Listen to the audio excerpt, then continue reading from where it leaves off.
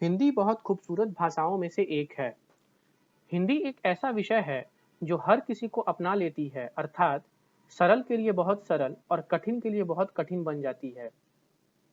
हिंदी को हर दिन एक नया रूप, एक नई पहचान देने वाले थे उसके साहित्यकार, उसके लेखक। उन्हीं में से एक महान छवि थी मुंशी प्रेमचंद की। वे एक ऐसे प्रतिभाशाली व्यक्तित्व के धनी थे जिसने हिंदी विषय की काया पलट दी। हेलो एवरीवन, मेरा नाम है नीतीश पांडे और ये एक पर्सनालिटीज़ वीडियो की सीरीज़ है जिसमें हर एक पर्सनालिटी पे मैं आपको बताऊंगा। ये बहुत ही एक इन्फॉर्मेटिव वीडियो होने वाली है, लेकिन इस वीडियो को स्टार्ट करने से पहले आई रिक्वेस्ट एवरीवन कि आप इस चैनल को सब्सक्राइब करें एंड वीडियो को लाइक एंड कमेंट करें। आप इस चैनल पे यूपीएससी रिलेटेड सब्जेक्ट्स को भी पढ़ सकते हैं जिनके प्लेलिस्ट हम लोगों ने बनाया है। ये सारा कंटेंट फ्री ऑफ कॉस्ट है। जो भी सीरियस यूपीएससी एस्पिरेंट्स हैं वो वाइस सर को कांटेक्ट कर सकते हैं ऑन व्हाट्सएप 7200 681 675 टेस्ट सीरीज और फाउंडेशनल वीडियोस के लिए। Early life. 31 जुलाई 1880 को बनारस के एक छोटे से गांव लहमी में जहां प्रेमचंद जी का जन्म हुआ था। प्रेमचंद जी एक छोटे और सामान्य परिवार से थे। उनके दादाजी गुर सहायक राय जो कि पटवारी थे और पिता अजायब राय जो कि पोस्ट मास्टर थे। बचपन से ही उनका जीवन बहुत ही संघर्षों से गुजरा था।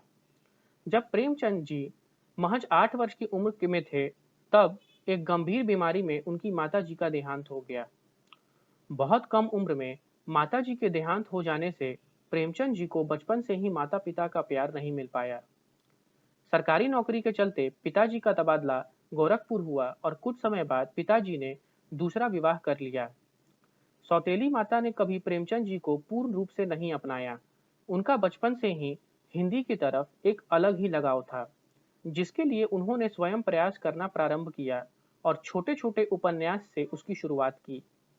अपने रुचि के अनुसार छोटे छोटे उपन्यास पढ़ा करते थे।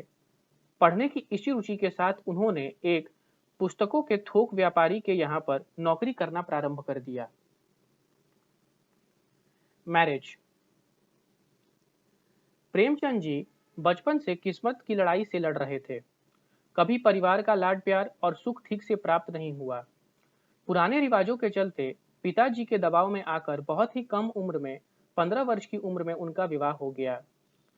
प्रेमचंद जी का यह विवाह उनकी मर्जी के बिना, उनसे बिना पूछे एक ऐसी कन्या से हुआ जो कि स्वभाव में बहुत ही झगड़ालू प्रवृत्ति की थी और बदसूरत सी थी।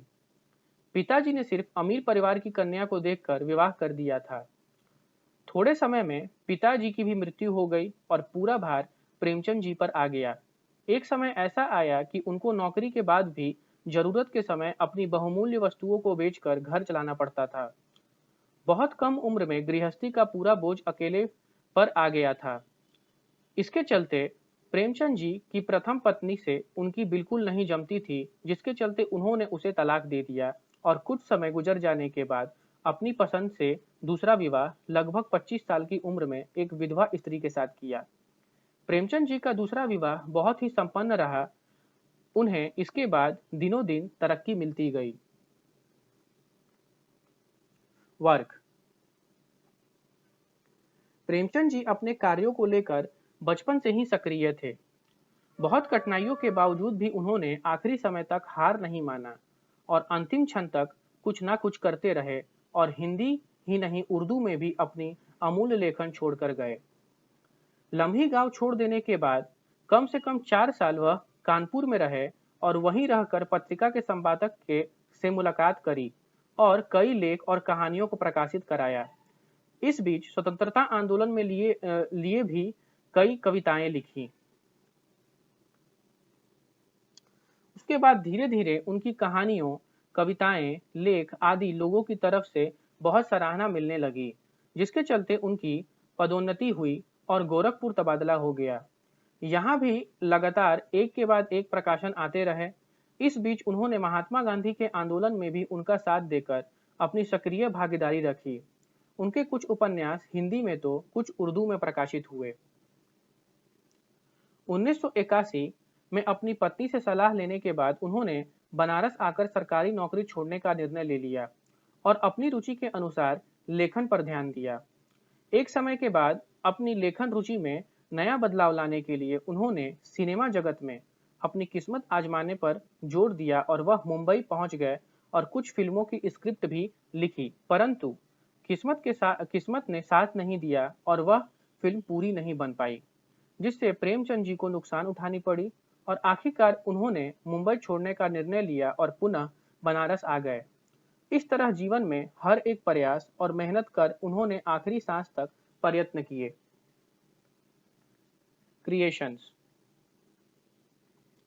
देखा जाए तो मुंशी प्रेमचंद जी की सभी रचनाएं प्रमुख थीं, किसी को भी अलग से संबोधित नहीं किया जा सकता और उन्होंने हर तरह की अनेकों रचनाएं लिखी थी जो हम बचपन से हिंदी में पढ़ते आ रहे हैं। ठीक ऐसे ही उनके कई उपन्यास, नाटक, कविताएं, कहानियां और लेख हिंदी साहित्य में दिए गए हैं, जैसे गोदान, गबन, कफन आदि अनगिनत रचनाएं लिखी हैं। तो ये थी मुंशी प्रेमचंद जी की जीवनी। आशा करते हैं कि आपको ये वीडियो इन्फॉर्मेटिव लगी होगी, तो इसलिए इस वीडियो को लाइक कीजिए, कमेंट कीजिए, चैनल को सब्सक्राइब कीजिए। जय हिंद, जय भारत।